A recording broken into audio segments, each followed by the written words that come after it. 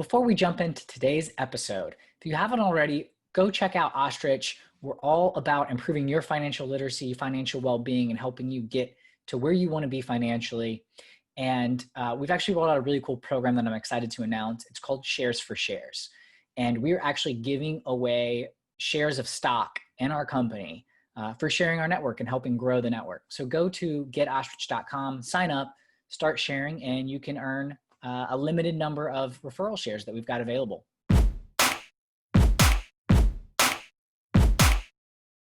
Hello and welcome to Silicon Alley Podcast. Super excited you could join me today. I'm William Glass, CEO and co-founder of Ostrich, and of course, your host of the Silicon Alley Podcast. Now, on the Silicon Alley Podcast, I talk to entrepreneurs and top performers to understand what it truly takes to grow and scale a business. You'll get actual advice that you can apply in your own business and life. Now, on today's episode, I sit down with Ben Sampson, co-founder of WeHero. Before I jump into his background and why I'm so pumped for today's episode, if you have not already, subscribe and follow the Silicon Alley Podcast so you get notified when a new episode drops every Friday. And if you hear something you like, be sure to share the podcast with others on social media, text, email, or however you prefer. So my guest today, Ben Sampson, founded his first company when he was in high school, selling organic athletic apparel throughout the state of California. He then went on to join Del Monte as one of the youngest financial analysts at the age of 19 in San Francisco. Soon after, Ben founded his second company, Soul ID, focused on developing social media solutions for athletes, and was ranked as one of the fastest growing brands in the sports industry by NBC. Ben was selected as a member of the Thiel Summit, so Peter Thiel's group, as one of the top entrepreneurs under the age of 20 in the world. With Soul ID, Ben went on to win the North State Future for Business competition and was a recipient of the Rollins Award, CSU Chico Entrepreneurship Leader Award, and was awarded the Entrepreneur of the Year by Innovative North State. In 2016, Ben joined Outsell Inc. as a product manager and served on the executive team as the VP of product and head of Outsell for startups. His job was to build products that make CEOs better, faster, stronger, and to identify and cover the most disruptive startups in the world. Now, in 2019, Ben started WeHero. WeHero gives companies the solutions to accomplish their social mission through powerful giving and volunteer programs to create a better culture, a brand, and a greater social impact. WeHero's mission is to empower 10 million people with the tools to give easily and impactfully. So in today's episode, Ben shares 7 tips for how to find product market fit and how he's applied them across his own businesses. In addition, we go deep into his current endeavor, WeHero, the early mistakes they made, teaser, one of them involves an illegal, very addictive narcotic, and how the team overcame that pitfall, and how they've adapted in the age of Corona. Engaging and actionable, you're going to truly enjoy my conversation with Ben Sampson. So let's get to it. You got no time to waste, but still you hesitate. All right, Ben, welcome to Silicon Alley Podcast. Super excited to have you on and hear a little bit more about your story. You've done some impressive things, so excited to have you on. Yeah, thanks. Well, looking forward to it. And yeah, thanks for dialing in while you're on one side of the nation, I'm on the other. Yeah, out in California and to New York, so love it. But Ben, you've had this entrepreneurial spirit since you were really young. I mean, starting a number of companies before you were even in your 20s, and being recognized by Peter Thiel and his foundation for being a young entrepreneur that is doing something incredible, and have done a number of different things. So super excited to jump into that. But why don't we take a step back? You've had this, it seems, this entrepreneurial spirit. Where did that come from? And where did that develop? Yeah, great question. I have to think it came from my parents more than anything. So both my parents are veterinarians, but they own their animal hospital. Ooh, okay. And they worked really hard. I mean, they worked 6-7 days a week, would go to the office at 7, would come back at 8:30. My mom still goes to the office at like 7, comes back at like 8:30 at night. And I think just like what was special about that was seeing them wake up and chase their dream, not someone else's. Okay. They were working for themselves on their own mission, had their own vision for what their life was going to be like. And they owned that. And so I think that stuck with me, and we grew up on a small working cattle ranch and just had that work ethic. So I think that itch for running your own business came from my folks, and it's been something that I've had the desire to do ever since, and continue to do. Yeah, that's awesome. So I'm curious, taking that a step further, most veterinarians don't own their own animal hospital. They just work in, the animal hospitals that they work for. So where did that come from with your parents? How did you see them take that ownership from just being a veterinarian to being a veterinarian and business owner?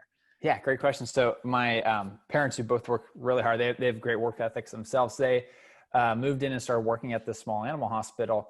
and quickly realized that they were doing majority of the work. So there's a number of other veterinarians, but they Yeah. realized from a revenue standpoint, they were making the majority of the revenue for the practice. And Okay. so they approached the current owner and they were like, you know what, you really need us to let us purchase this and let us buy you out, because we're basically making the majority of the money for this practice. Let us own it. Or else we're going to go start our own animal hospital pretty Yeah. much. And so they're like, and the owner totally agreed. Like, yeah, it's yours. You can buy it off me and you can run it. And so that's kind of how that happened. And because they just wanted to control their destiny in that way. Nice. Yeah, no, that's interesting. And I love that when someone gets really into a profession and realizes the opportunity from being on the ownership side versus just being essentially operator within the business. So that's Yeah. really cool. So Yeah.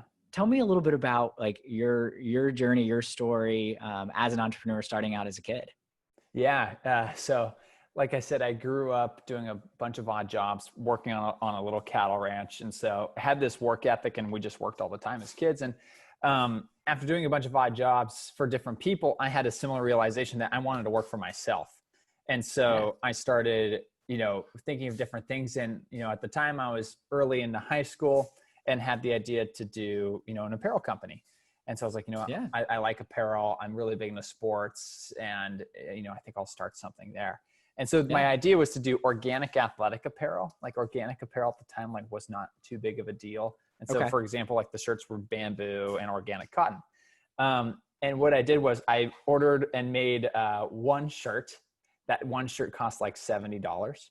Okay. And then I walked into my high school and I had like a yellow legal notepad. And I went around to people and I had people like feel the shirt because it was really soft.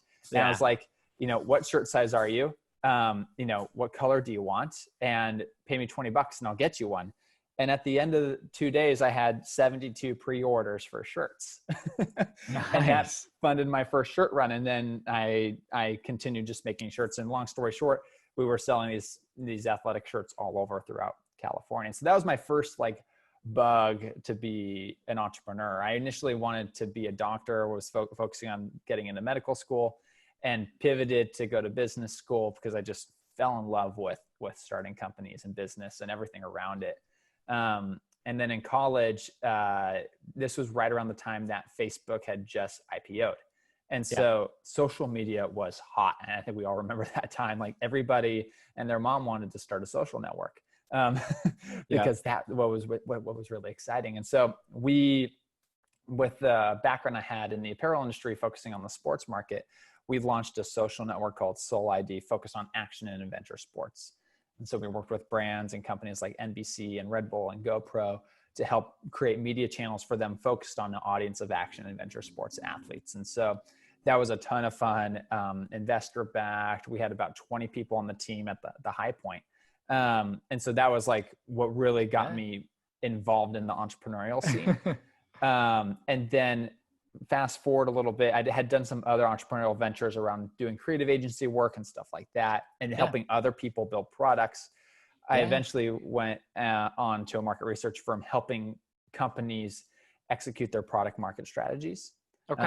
So I'd work with hundreds of companies, helping them find product market fit, making sure that their product marketing and management strategies were working, and that they were building products that were making revenue and also generating a high amount of value.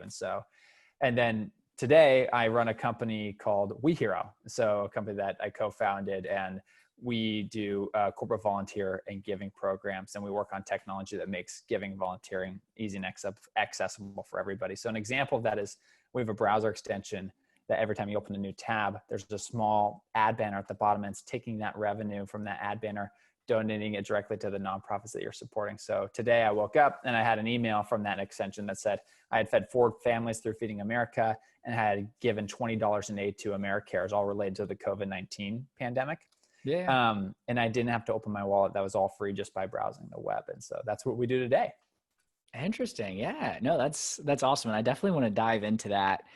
I'm curious how how that works specifically. But before we do, I do want to jump backwards. Now, most people that start a business in high school, where they are in school when they like start collecting, and it doesn't go beyond their school. Like it might run for like a little while, but you said you expanded it all the way to the state of Cal, like throughout the state of California. Like, how did you go about as a kid expanding a business like that? And like, what did you learn through that experience? Yeah. So I came into that knowing absolutely nothing. And so it started with me, like I had these shirts and I knew nothing about inventory management. So like, we just literally had like my bedroom at the time was just filled with boxes of shirts. Like if you go into my bedroom, it's just literally all boxes with different colors. And like I had Sharpie on the side, like these are the larges red, these are the long sleeve black. Like, so Yeah. that was my life. And I had a little pickup truck and I would like load those boxes up and I would drive to mom and pop like action and adventure sport retailers. So like small versions of like an REI or whatever the big stores are today. So snowboard shops, ski shops, mountain climbing shops. Okay. And I would come in with like 2 or 3 shirts and ask to speak with the manager and like ask like, will you sell these? And I had no idea how to like negotiate terms of like, you know, I'll sell them to you wholesale. Like, do I get commission? I had no clue how that works. And thankfully a few of the owners took me aside and said like, look kid, like I'll take some of your shirts and how about this? You leave them here and, you know, we'll pay you this much for every shirt that we sell. And this will be like your cut. I'm like, great. And so, I had to learn that the hard way, but eventually figured it out just by falling on my face. And I think people kind of pitied me and took some shirts just so I would feel better about myself. And, so for a long time, just kind of drove to little stores like that. And we would go to farmers markets and stuff like that, and just anywhere we could sling shirts. And there'd be like a race, for example, like a track race. And we had like a friend that knew like who was going to win the track race. And we get like right before the race, like gave them all like free shirts. And then they won the race in our shirts. And then we sold like 100 shirts after that race. So just like hustling like that and just falling on your face over and over again. So I don't know if that answers your question, Will, but yeah, no, definitely. That's awesome. And it sounds like you've taken that same sort of like, you know, getting into the dirt and weeds and like applying that to your other businesses. So like, talk to me about that transition, how you've used some of the skills that you learned of like hustling and just going after it into what you're doing today. yeah, I think I quickly picked up falling on your face and getting up quickly. And so just the fail fast mentality, I picked up really fast. And so it's kind of like, I think about it like riding a bike, right? Like you could read Yeah.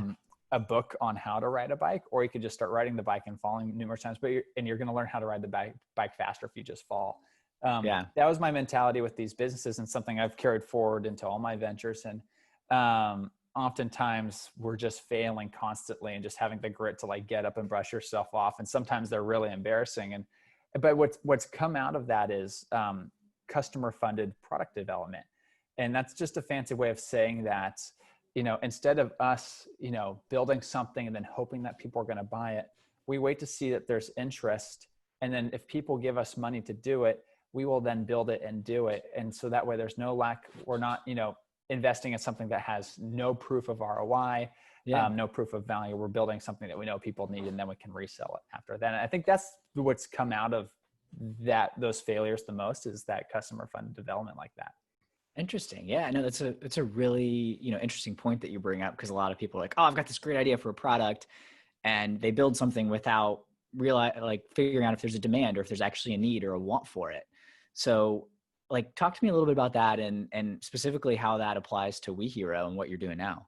Yeah. So it's just around, so I think of it as product market fit. Like people all the time just miss that. I wrote an article recently around 6 tips for finding product market fit. Cause at this time where people are shelter in place, staying home, a lot of folks, they're starting side businesses, as they should. And you have folks that are losing their jobs and they're trying to go out on their own. It's one of the reasons why Shopify stock price has gone up like 70 to 80% in the last month, because everybody's starting new online businesses. But where people fall short majority of the time is they get so excited about an idea, whether it be an application or they're selling a new pair of revolutionary tennis shoes or something like that, that they forget to adjust and survey the market to see if there's an actual need.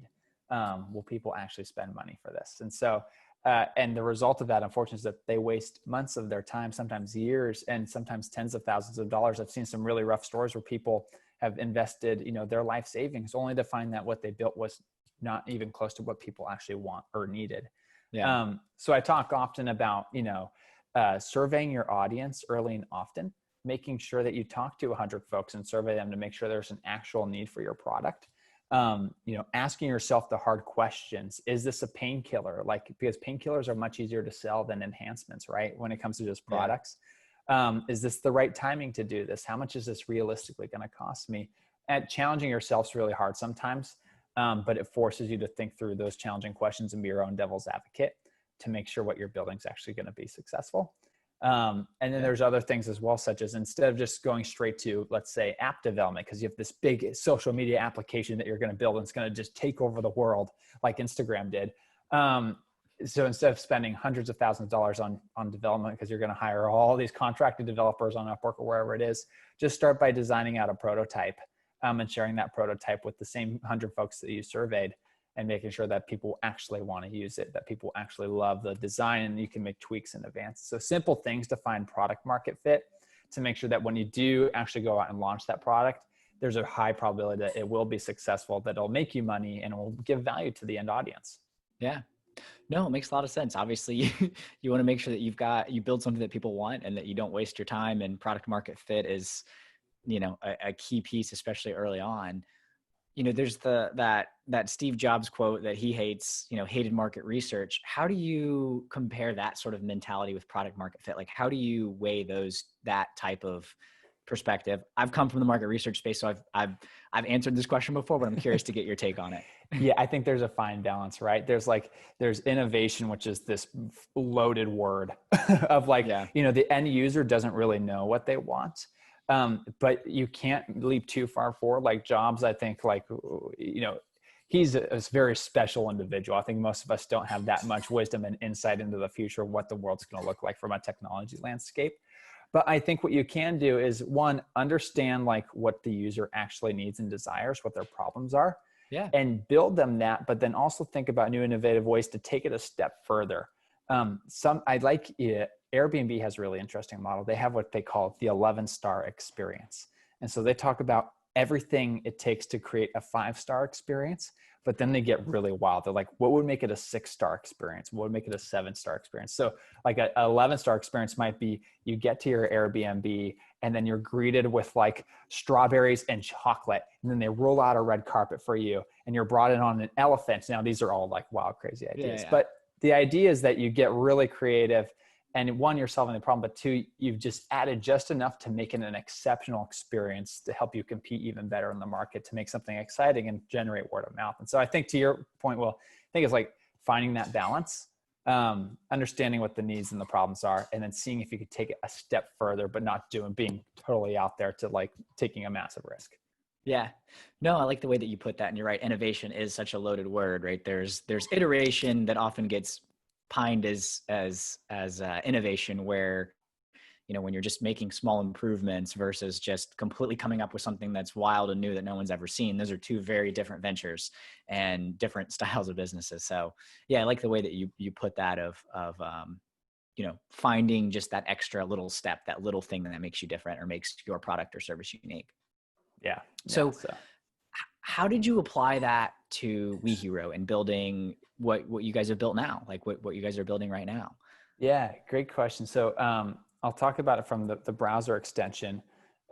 Again, this is an extension that you download on Chrome or Firefox, and instantly just transforms your new tab page. So that every time you open a new tab, you have this background image and ad at the bottom, and you choose the nonprofits you want to support. And every time you open a new tab, you're just raising money for free for those nonprofits, and you get to see that impact. But that wasn't the initial goal of that product. The initial goal of that product was to build a very large consumer-facing application, right? The idea was to make giving easy and accessible for all. Sure. Now, we went through that process I told you before about surveying people, designing a prototype, asking ourselves the really hard questions. And what it came down to is that it's going to be really challenging to have people get their wallet out, use a consumer-facing application when the app market's already so diluted. And so what we did is we actually pivoted and looked at something that would be really lightweight, that people would be able to effortlessly install. And then also we thought about, what is the real MVP or the real minimal viable product? It's not this massive application with 20 features to make the ultimate giving experience. It's just something simple where people can effortlessly install it and start making an impact with something they do every day. Yeah. And so that's how we went through that process of finding product market fit. And the piece that we took it a step further is like, what would be really crazy is if, as people browse the web, we sent them an email every week that showed the actual tangible impact that their web browsing made. And so today I was telling you about that email. I could see like how I fed 4 families. I could see how many trees that I actually planted. I could see the amount of aid that I donated through with AmeriCares. And like a lot of people don't have that visibility today. And it's like consumer giving goes down 1% year over year. And that's just due to trust and people not seeing where their money's going. And so, but that's kind of how we took the experience a step further. It's like, let us show you like what a little bit of money and just a little bit of time can do, just without even getting your wallet out. Yeah, that's awesome. So how does that work exactly? Right. I just browse the internet like I normally do, and it's going to feed families and all that kind of stuff. Like, how does it work? Yeah, great question. So first you would just download it on Chrome or Firefox. Again, it's 100% free. And then what would happen is every time you open like a new tab in Chrome, it would just have a big background image. So there's like different just nature images and stuff like that. At the very bottom of that page, there's a small banner ad, and that's run through Google AdSense. And so every time you're opening a new tab, it's taking that ad revenue from the impressions that are on the page, and it donates that directly to the nonprofits that you chose to support. And so, and it shows you the amount of money that you're raising too. So as you're opening new tabs, there's a little tracker, and it's like you've raised like 5 cents, 10 cents, and it keeps going up and up. And it can show you, and it shows you the total number of tabs you open. So I'll read you mine right now, Will. So I'm opening my new tab. So I've opened total, since I've been using the extension, 4,787 tabs. So, because I'm on the web all the time. But I've raised $24.46. And so I can see that. And then I can also see like just the impact that I made doing that. And so, does that help kind of explain how it works though? And where that money comes from and why you don't have to spend any money to use it? Yeah. So you're essentially choosing to see an ad on your browser, and that ad revenue for that specific ad is what is being donated. Yep, exactly. Okay. So how did you pivot? At what point did you realize, hey, you know what, this consumer facing app that makes giving easier isn't going to work, and we've got to go to focus on the B2B side and this browser extension? Like, talk me through that process. Yeah. Great question. A couple of things during our product market fit analysis made us realize that. One, when we started surveying people, we surveyed about 100 people. We realized that, a good chunk of people were hesitant to install any kind of new application. Like most people only use 4 to 5 mobile apps on their phone. Additionally, how for the mobile app to work and actually raise support and impact for nonprofits, it would require you to provide your credit card information. And anytime you build an application that requires credit card information, that's really challenging. Another thing that was a tipping point for us is understanding what our goals were for the application, which was to empower as many people as possible to make impact and to generate the greatest amount of impact possible. The time and the amount of money it would take to build a mobile application was far more extensive than the time amount of money it would take to build a browser extension. And the extension became our real MVP and a way for us to test feasibility, to see if people would install it, to see if people enjoyed the experience. Because again, it takes far less time and energy and money to build that out. And so that's how we got to, those were those points, those turning points where we realized like, that's the direction we should go and see if this actually works. So there's a number of those moments, but those were kind of the big ones. Gotcha. No, yeah, it makes sense. That makes sense. And actually taking the feedback that you're getting and implementing it, I think, is another key piece. So if you're going to advise someone that maybe has started a company right now, or they're thinking about starting one and they're trying to figure out product market fit, what would be your advice of steps that they should take so that they can successfully get product market fit before they go out and spend, as you said, tens of thousands of dollars, hundreds of thousands of dollars, and waste all this time and energy on something that no one wants?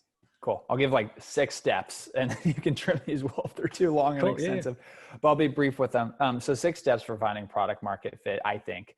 One, the first and foremost, ask yourself the really hard questions. Like be your own devil's advocate. You're going to be really excited about an idea. You're sitting at home watching Netflix. You went, boom, I got an idea. this is going to work. Yeah. Do your research, ask the hard questions. What are those hard questions? How is this providing value? Is the timing right for this? What does the competitive landscape look like for me? How much money is this realistically going to take? Yeah. Am I okay devoting 6 to 12 months of my life to do this?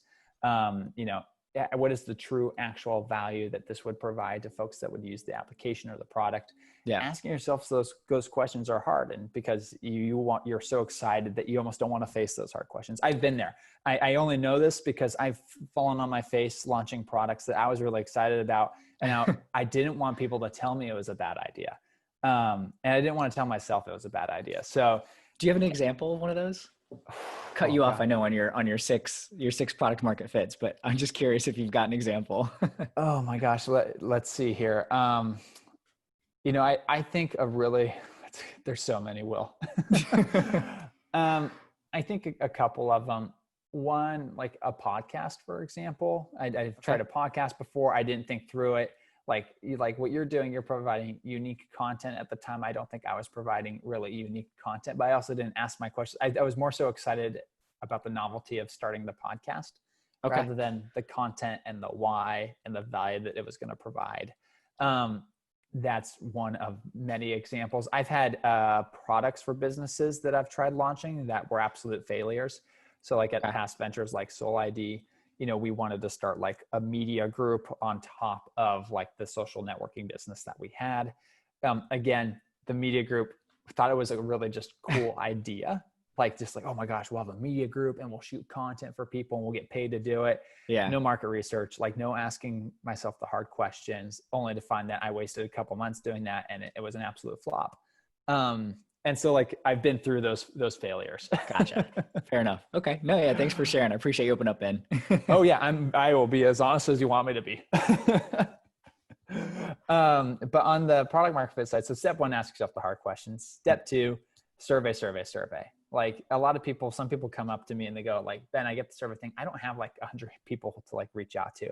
That's okay. Like set up a Survey Monkey or just Google Forms. I do Google Forms and just do 10 questions. And 10 questions that will really challenge if people want to like use this product and if they see value for it.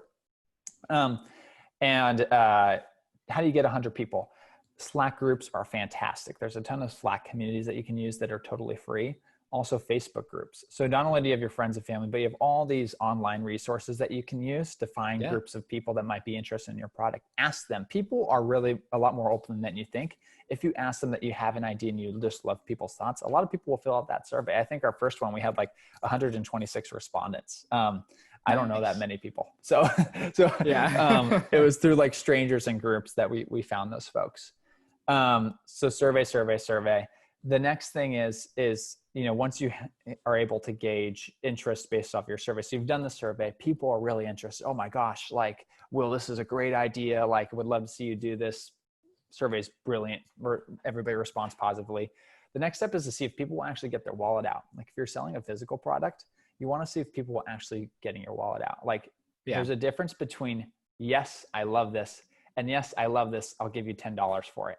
There's a huge difference. And so a great way to test that is building a simple landing page, explaining your product on that landing page. So just a simple web page. And then having a buy now button, a download button, or a fill out this form button. So depending on the product that you're offering. Yeah. The goal of that is you do some light advertising. So just $10 a day for something on AdWords, push people to your website, total strangers, and see if they'll click that buy now button, that download button.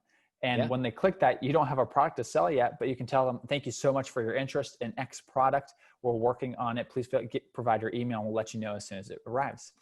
What you've done is figured out that, okay, people will actually download this. They'll actually hit the buy now button and spend money on this. And if there's a good return on that or a good hit rate on that, it proves that there's some product market fit there.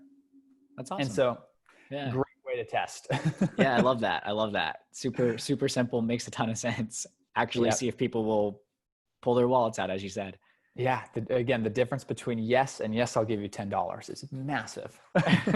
People want to please you. Like if you have an idea, people want to support you and get behind it, but people have a hard time being honest. And so you use like the real world to leverage some of that honesty. So that's step number 3.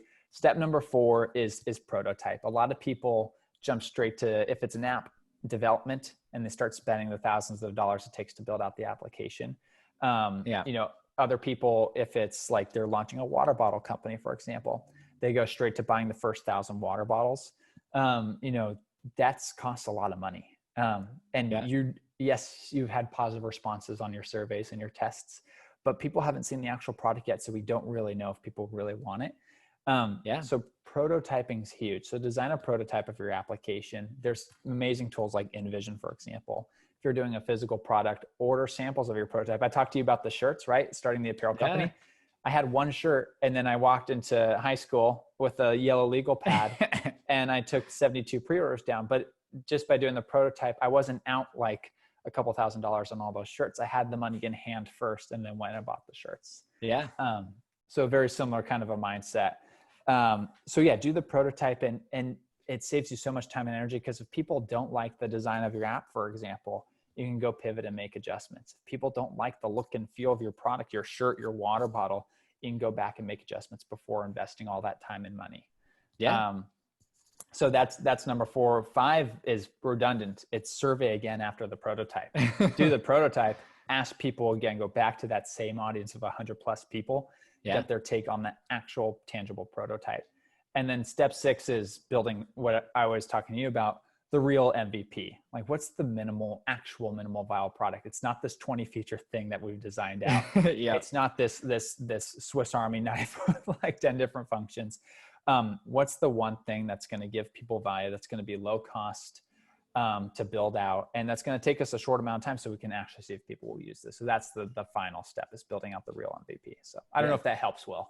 No, very helpful. Thank you, Ben, for laying that out. I think it gives a roadmap of how folks can actually start something, build a product, make sure to test it. I say build a product, but I mean, go through those steps that you said of prototype, survey, and get that feedback so they don't end up wasting a ton of time and energy on something that seemed like a good idea at 2 a.m. while they were watching Tiger King or whatever's on TV right now.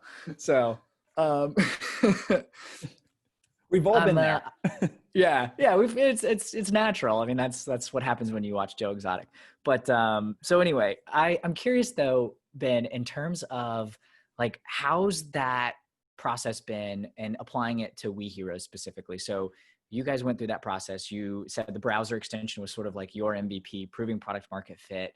Like, what does that process look like specifically within your business, and what you guys are doing at WeHero? So kind of like, are you asking more so what we're doing in the future now moving forward? Yeah, exactly. So like, it seems like you guys have found that product market fit. You were able to use that MVP. Like, where do you go from there? And like, actually, now that I found it, now what do I do? Yeah, great question. So as you start getting clients or users or customers, you're building a tribe or an audience or a community of people that are using something that you've created. Yeah. That's amazing. One, from whether it's a revenue generation standpoint or a user download standpoint, but it's also, again, useful for garnering data and asking your audience of clients or users, what are their gaps, what are their problems, what are their needs? One of the things that we figured out quickly is that corporations struggle with their corporate giving and volunteer programs. So not only is there this consumer gap of trust with nonprofits and giving, like corporations struggle with those very same challenges, just on a grander scale. And so as an extension of what we do on the technology side and trying to empower as many people to give easily, we're helping companies do the very same thing. And so we do corporate volunteering giving programs for a number of companies now, just helping them through those challenges. And that all comes from just those early steps of, again, building out that audience, that client base. And then again, you hear me say survey a million times, survey them, asking them, having real conversations with them and figure out problems, and then building new products. And I think a really good venture will have a core product, and then through identifying different opportunities and problems and gaps that people are having, building auxiliary products off of those that continue to drive revenue. I think that's what we focus a lot of our time on, and making sure that we're focused and accomplishing those goals for our audience. That's awesome. Yeah, I love that. I love that, Ben. So I guess one thing that we skipped out on is, why were you focused on creating a better way for people to give? Like, when I think about like the mission or vision behind WeHero, like we kind of glossed over that. Like on the surface, it's like, yeah, that sounds great. Like support nonprofits and charities, but like like what causes you to go start a business to actually help that happen and solve that problem? Yeah, awesome question. So the backstory was I was working in market research and consulting at the time, helping companies with their products. And Yeah. I had a brother, his name's Bryce, who's very talented on the technology side. So he's a full stack engineer. And every year we were donating a sum of money to a nonprofit that we chose, just something that we tried to do. Sometimes around the holidays, we had like a little side venture here and there where we would donate some money as well.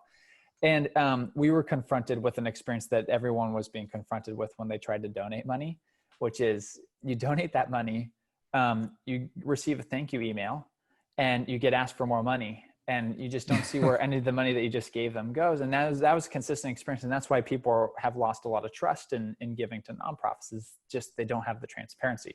Yeah. And so this idea came to us because we were like, this shouldn't be happening. Like, let's build some technology that makes showing people the impact easy. And that encourages the give in really easy and effortless ways. And that's kind of like this experiment that we started working on. Okay. And so, and I've had my fair share of embarrassments just in that experiment stage. Something funny is we decided to first name the company Hero Inc., which is, if you put the words together, it spells out heroin C essentially. So, so again, that the mentality of falling on your face, I've definitely had a lot of embarrassing moments. Oh, that's a good one. Oh gosh. Oh my gosh. So, Yeah. change the name to WeHero. Much better name anyways. Agreed. Yeah. Yeah. That could definitely lead you down some wrong paths. Oh, Heroin C. Yeah. Oh, totally. Oh my gosh. So funny. So, but that's how we got started, was like trying to okay. solve that problem. And also, we early on realized too, that companies were having a similar issue. Like employees, one out of every 3 employees during an interview, they ask about what a company does to give back on a social level. It's like really top of mind for folks these days. And companies were struggling doing what they call high impact volunteer programs. Every time they did a volunteer event, they just felt like it was busy work, just keeping them occupied and making them feel like they're giving back. But the truth of the matter is that it wasn't really a high impact volunteer experience, or a giving experience for that matter. And so that's how the experiment started, and we started building and just kept our heads down and got after it. Nice. That's awesome. That's awesome. I love that. So what's it been like? So your brother Bryce is a part of it's you two part of the business that started the business. Like, what's it been like working with him and just in general building out WeHero? Yeah, it's been a lot of fun. So we started working on, I would call, like the core technology.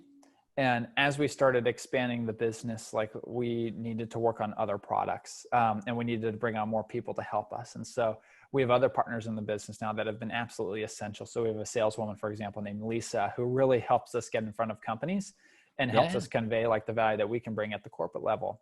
We have another partner named Andy, for example, and he's really in charge of like a lot of our consumer facing experiences, as well as like our operations and processes in the company. One of the things that we do for companies is we ship volunteer experiences in huge WeHero boxes to companies. And today we have to ship them to people's homes. And there's a lot of logistics and operations that we need help with. And he helps us a lot with that. And so it started with just Bryce and I working on it. And today we have like a small team of about 7 to 8 people that, are doing this and working hard to just make this happen and accomplish the mission. That's awesome. That's awesome. Yeah. I love that, Ben. I love that, Ben. So what does the future look like with WeHero? Like when you think about where you are 5, 10 years, like what's the goal? Where do you see the business going? Yeah, great question. Our mission is to empower 10 million people with the tools to give easily and impactfully. So that's really our goal. And that's what we set out to do. And whether that's through a browser extension, a mobile application, like easy to use and easy to set up, like volunteer experiences, like we just want people to have like the opportunity that if they want to give back, that should be really easy to do and should make an impact. And so our goal is to hit that 10 million mark, and we're actively tracking that. And then from a growth standpoint, like our company, we can talk about COVID-19, but up until COVID-19, we were growing just over 20% month over month. And so we looked at the continued growth rate for the company for the next 4 to 5 years, and how we continue to growing at that rate. And so that's definitely a big focus of ours, just to make sure we can scale up, enabling people to give and volunteer with ease. That's awesome. I love it. I love it. So Ben, what's the best and worst part of entrepreneurship to you? Great question. So the best part is the freedom. like, I work 60 to 80 hours a week, but that's just by choice, just because I enjoy it. And you have the freedom to own and manage like your mission and your goals and your vision for the company, but also for yourself and your lifestyle. Yeah. So that's really, really key. And so that's probably the number one thing. Number two on what's the hardest thing? Yeah. Just worst part, hardest. Yeah. Either way. Yeah. The worst part is sometimes at the early stages, it could be really lonely. Okay. And that can be challenging. Additionally, like you don't have the financial support that you would have in a company. So for example, when I was working for a company, I had their financial resources to draw off of. I had their audience to draw off of. I had their team to draw off of. And when you're on your own, you're on your own. And your money is your money that you're using to do it unless you have outside investment. And so that can be really challenging sometimes. And sometimes you feel like you're all alone in a room, just getting torn apart. Then there's really bad days. There's just really bad days sometimes. An example of like a bad day is like when COVID-19 happened is we had corporate volunteer events, like really big ones. And as offices started closing and large events could no longer move forward, that piece of our business had massive amounts of cancellations and postponements, all within like 48 to 72 hours. Yeah. And sometimes you feel like you're the only one getting impacted by that. And a lot of people obviously were impacted by what happened, but there's rough days. And you just have to remember that there's really hard days and there's really good days. Yeah. No, I love that. What about you personally as an entrepreneur or just in general? What are your specific dreams, goals, and targets when you think about like, where you want to be and the skills that you want to develop and where you see yourself in the future? Yeah, I think a big goal for me is to keep doing this. Like this makes me exceptionally happy. So that's like a big thing. So if I could keep doing this for the next 50 years, whether it's with WeHero or another company, ideally it's with WeHero because I'm very happy doing this right now. And I think we're doing really good. That's like the ultimate dream. It's just like to have that lifestyle, to wake up and get out of bed being really excited about what I'm doing. I think like I'm happy with forward moving momentum. So if I'm constantly learning something new about a new industry or new space, that gets me really excited. So I think that's the end goal, to keep doing this and just not stopping or slowing down for any reason. Yeah. I love that. So I don't have like this vision to be like, governor of California or king of the water. So I don't have like a milestone like that. It's just the progressive infinite game of continuing to grow. Gotcha. Okay. So I can't announce you for governor for 2022 or whatever the next California governor race is. Take me off the ballot. Don't bring me up. Yeah. Well, I want to transition a little bit. So my focus is on personal finance specifically and breaking down some of the taboos and helping improve financial well-being. And I found that there's no better place to talk about this than with entrepreneurs and folks that have to face this both in their business and in their lives. So I'm curious how you, Ben, would describe your relationship with money. Yeah. I think of it as a tool more than anything. And so like, I think about it as like, you have this asset, just call it an asset. And the job is to have it go out and drive more value or drive more return in some way, shape, or form. And so I think of it as a tool to drive some kind of social good value, whether it's through donations or investing in products that can do good, but also making sure you're taking care of yourself and future family. And sometimes, it can be challenging to be poor, and it's almost like selfish. Like you have an opportunity like to go out every day and drive return and value to make sure that your life is okay, that others' lives that you care about are okay.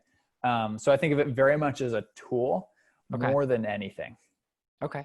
Have you always had that mindset about money, or is that something that you've developed as you've grown as an entrepreneur and as a person?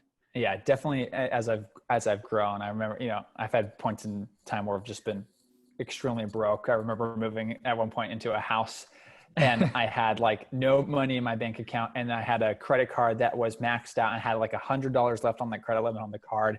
And I was waiting for my first paycheck. And so and then the day that first paycheck came, I was like, thank God I could buy like groceries that day. And so that was a point of my life where just like my relationship with money was just like, I just needed it. And I would do anything I could to get it. Legally. Caveat. But today with like being smarter with business and building things that drive revenue and, it's just, I think of it more as a tool now. Gotcha. with Yeah, goals around those financially. makes sense. That makes sense. Yeah. So what's the best investment you've made? Great question. I think it's constantly into myself and into businesses. So like WeHero started as like personal investment from myself. Now it has revenue that sustains the business. But it started with me investing thousands of dollars of my own money to get it up and off the ground. Yeah. Like it was an investment in one, my happiness, two, a dream of mine and a vision of mine, and three, in something that could create a lifestyle and a job for myself. So those investments, they're big leaps. But those are the investments that pay dividends forward, because it's not just paying financial dividends, it's paying lifestyle dividends and time dividends. And happiness dividends, if you will. Yeah. So those are like the really important investments. So Okay.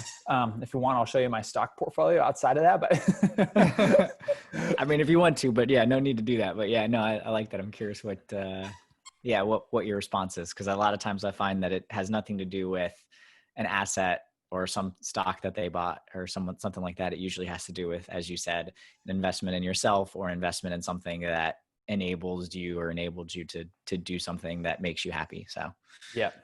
now on the flip side, what's the dumbest money mistake that you've made, Ben?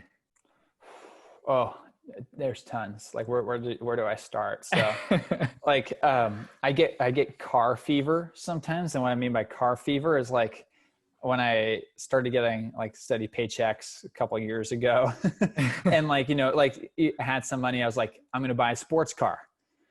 So I bought like a nice GT Mustang, whatever it was. Right. And I had it Yeah. for like 3 months and just went like, this does not work with my lifestyle, and sold it. And so, and then I was at a point in time where like I wanted to buy like my dream truck. So like I bought like a fully loaded, like, dream truck. Yeah. And, every time you buy something like that and then have the payments and then you decide to sell it, you lose all of the taxes and registration that you had to pay for that vehicle, any kind of depreciation on that vehicle. So you wind up losing thousands of dollars every time that you do that. And so, lessons learned. So that's just like one of probably many financial, when I first started, another one is when I first started investing in the stock market.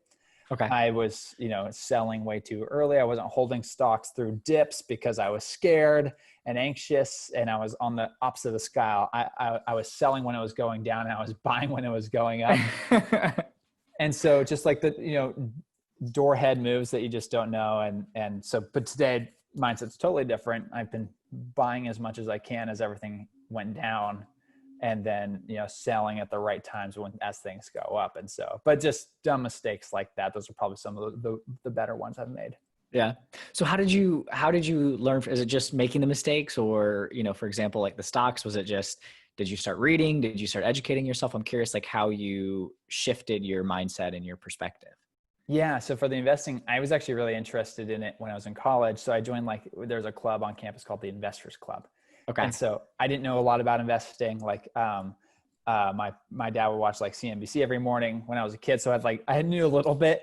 Yeah. So I had seen Jim Cramer numerous of times on TV. Yeah. So, but that was the buy buttons and all that stuff. Buy. Yeah. But that was like the extent of like my knowledge there. And so what I did was I went and joined this club and learned a massive amount. Stuff that I had no clue about. And so I started slowly investing just small amounts of money, like $100, $200, and just playing with it, and just learning as I went. And just, that's how it all started. And just having a community of people to ask questions to and talk to them about this for things I had no idea about. And so, so that's how it got started, and just teaching myself. And, when you're young, at least, like you can make mistakes and rebound quickly. So, especially with small amounts of money. Yeah. It's easier to go. Yeah. If you're not too far off the ground, it's easy to go down to zero and go back up again than it is if you're, you've made a bunch of money and then lose it all. That's a little bit more of a swing. So Exactly. Cool. Ben, I'm curious, in your mind, what's the biggest challenge facing everyday Americans when it comes to finances? I think there's two that come to mind right away when you say that. Mm-hmm. This is the first one's kind of dependent on the area that you live. But for us, I'm out in the San Francisco Bay Area. my age group or category of individuals, so young professionals, are incredibly challenged with buying a home, for example. So out here, none of my friends, any of my connections can buy a home. And that results in us, literally burning cash every month on rent, which is okay. But the hard part is the time it takes to save enough money to actually buy the home in the first place. I mean, just, HOA and property taxes alone cost a fortune out here. And so that's incredibly challenging. And I know it's challenging a number of folks in my network just because they are spending that much money on rent out here. They don't have an investment. And it's literally, I talk about, it's like, he's literally putting cash in a barrel and burning it. So that comes to mind right away. And again, that's very dependent on the area that you live. I imagine it's quite similar in New York where you're at, Will. Yeah, definitely. I know people that spend way too much money on rent and do all that kind of stuff. So it's really challenging to buy a home unless you're willing to go out into the boonies, so to speak. Yep. I think another thing that's challenging right now for a lot of people is we live in an age now where we have access to choice, meaning there's so many different options available to us, and that we have instant gratification. So purchasing things, whether it be digital or like I have like Prime Now, for example, buying things has become incredibly easy to do. I think, most people have 4 credit cards, or at least most folks that I know. I know a lot of people on average have between $5,000 to $8,000 in credit card debt. And I think a big portion of that's just because it's so easy to buy today. I have my credit card saved in so many different areas, like on Amazon and stuff like that. Yeah. So spending money is incredibly easy to do these days. And again, just because there's so much choice available to us and everything's so fast today, there's so much instant gratification and it feels so good. Yeah. So I think, consumer credit card debt, it's challenging to manage because there's so many different impulses for buying. So I face them sometimes. Like I have to go, don't buy it. You don't need that. You don't need that. Yeah, exactly. Yeah. Same thing. Yeah. Sometimes find just like, let me put it in a cart. Like if it's online, like put it in a cart, I'll come back to it tomorrow. And if I still want it tomorrow or 2 days or however many days, depending on how big the purchase is. And usually during that time, it's like, you know what, I don't really need this, or, that sort of thing. That's a great idea. I was talking to a friend of mine. He tries to only buy things one day of the week. So online purchases, food purchases, everything, it happens one day of the week. So if he finds something that he really wants on Wednesday, he has to wait until Saturday to like be able to purchase it. Oh, interesting. Okay. And by the time Saturday rolls around, he goes like, I don't really need that. I don't know why I wanted that so bad in the moment, but I don't really need that. So, but the card idea that you talked about, that's a great idea too. But I think a lot of people are challenged with that. I think a lot of people have a hard time stopping the spend. Yeah. Well, if you think about it, every marketing message, everything that you see is spend, spend, spend. You deserve it. You're worth it. Treat yourself. Like that's the society that we live in. And like, if you look at our economy right now, when people stop spending money and they can't go to work, they can't do stuff, like it kind of crashes. So that's how we've built and structured our society. So it's not only just disciplining yourself, which, that's hard to do, but also just going against the way that we've set up our culture and society. Yep. So exactly. But yeah, well, Ben, this has been a lot of fun. I'll leave you the floor if there's anything that you specifically want to tell the audience about how they can connect with you, WeHero, support what you're doing, and all that stuff. Yeah. A number of ways to connect with me and with WeHero. Our website, WeHero.co. I highly recommend downloading the extension. Again, we've talked about a lot on the show. It's free. It makes an impact. You do a lot of good just with your web browsing. And we'd love to hear your thoughts about it. WeHero.co, again, is our website. You can find me on LinkedIn. Super easy. If you just search Ben Sampson, I'll be the first one that probably comes up. I'm also on any kind of the social channels, Facebook, Instagram, Twitter. So find me any of those places. But and then also on our website, you can contact us directly, and then someone on our team will forward any kind of email you send to me. So feel free to reach out to us that way. And then also on the website, in the bottom right-hand corner, a little dog will pop up. His name's Kai. Feel free to just shoot us a chat there, and you could say hi there as well. Nice. Love that. I love that. Well, awesome, Ben. Thank you so much for taking the time. This was a lot of fun, and thanks for diving into product market fit and then everything that you're doing at WeHero and Story. It's been really, really fun.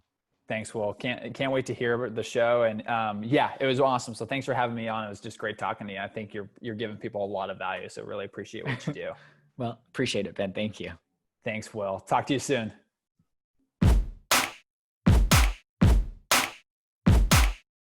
All right. So that concludes my conversation with Ben Sampson, co-founder of WeHero.